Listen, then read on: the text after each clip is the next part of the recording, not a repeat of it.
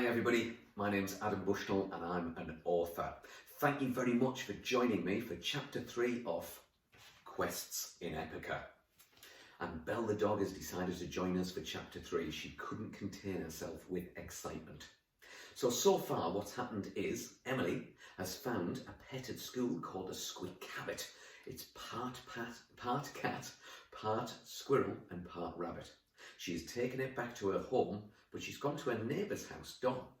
When she showed Don the squidcabbit, well, he was a little bit freaked out and said that Emily had to send it back. Let's find out why. This chapter is called Into the Woods. It's difficult to say that without singing it. Into the woods! Anyway, send it back, spluttered Emily. I've only just found it.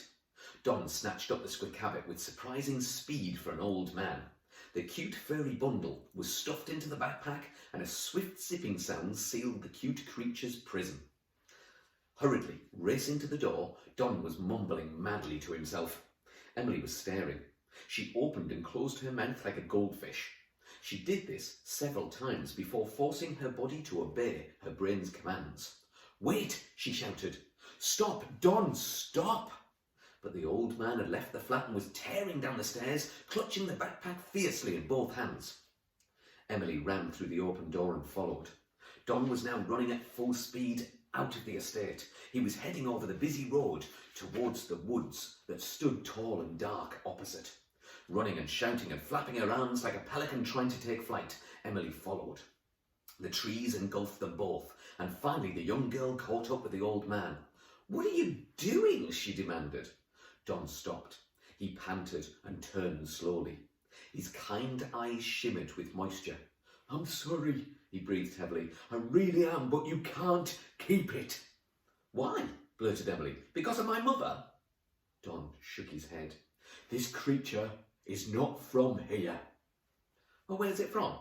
Africa? China? How did it get here?" He pointed at a large green rock that he was standing next to. "From under here." "What are you talking about?"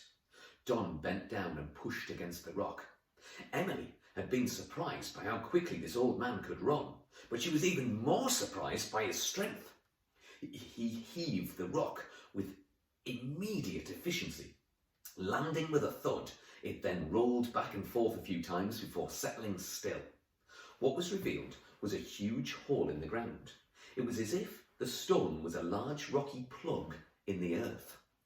"It lives underground?" asked Emily. "Under a rock?" Don nodded. "Sort of," he said, "but it needs to go home." "Why? And how do you know all of this anyway?" He didn't answer. The bag was opened and the squidcabbit popped its head out of the backpack. Its eyes widened when it saw the hole. It blinked at Emily twice and then jumped into the gaping darkness. "No!"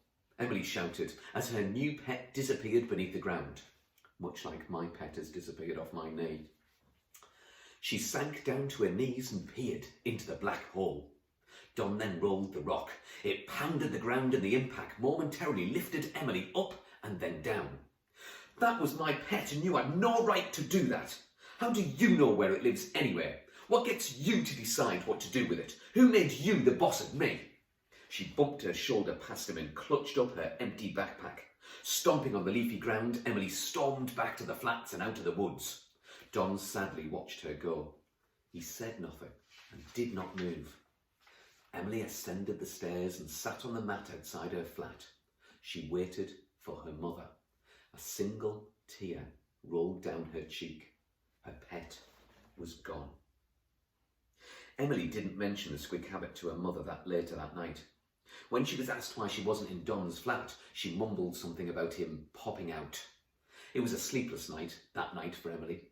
Every time she did manage to drift off, images of the squidcabbit floated around her mind like a constant, cute reminder of what had happened that day. Emily didn't see Don the next morning. Not that she wanted to. With a mood as dark and brooding as a thundercloud, she stormed her way to school. Shikonse, Leah remembered to pronounce it Lidasha. Shamara and Tia Maria stood at the school gates, with their usual sneering faces leering at those who entered the here. "Well, look who it is," laughed Chiconsay. Emmylou's there. The other three guffawed loudly. Emily was not in the least bit interested in their taunts today. She brushed past them and completely ignored them. They laughed again, and she ignored this too. They quickly turned their attention to a year 3 who had dropped his reading folder. Don had always told her to ignore them. He said that they would soon stop being mean to her if they thought it didn't bother her. Bullies feed on reaction. If you give them none, then they feed on somebody else. That was what Don said. Don, what did he know about it anyway? Emily quickened her pace across the yard. She scowled and stewed in her anger. What did any grown-up know? Her head was down and she was not looking where she was going. She stomped straight into the belly of Mrs. Hackingbottom. Emily bounced backwards and landed flat on the floor. She looked up to see a scowl as wide as a canyon. Angry eyebrows arched over piercing, quivering eyes. "How dare you!"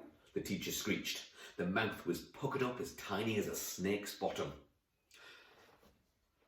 "You spilt my coffee!" she roared. Mrs. Hackingbottom took a step forward. "No one spills my morning coffee!" The teacher loomed large above her.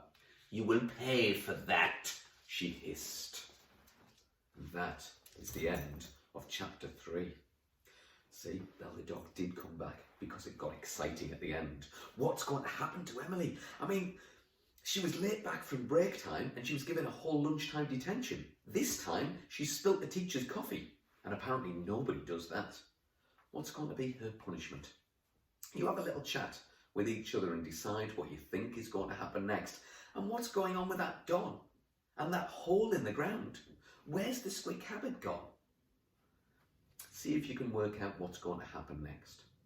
And in the meantime, if you want to send me any ideas, if you want to give me some suggestions for what you think should happen in the story next, then subscribe on the channel and put some comments on there. Tell me what you think of chapter 3 and what you think is going to happen in chapter 4. And don't forget, you can get in touch with me on Facebook, on Twitter, on Instagram, or also from my website, adambushnell.co.uk. Keep on reading, keep on sharing your ideas with your families, and join me again soon for chapter 4 of Quests in Epica. Bye from me, and bye from Belle the dog.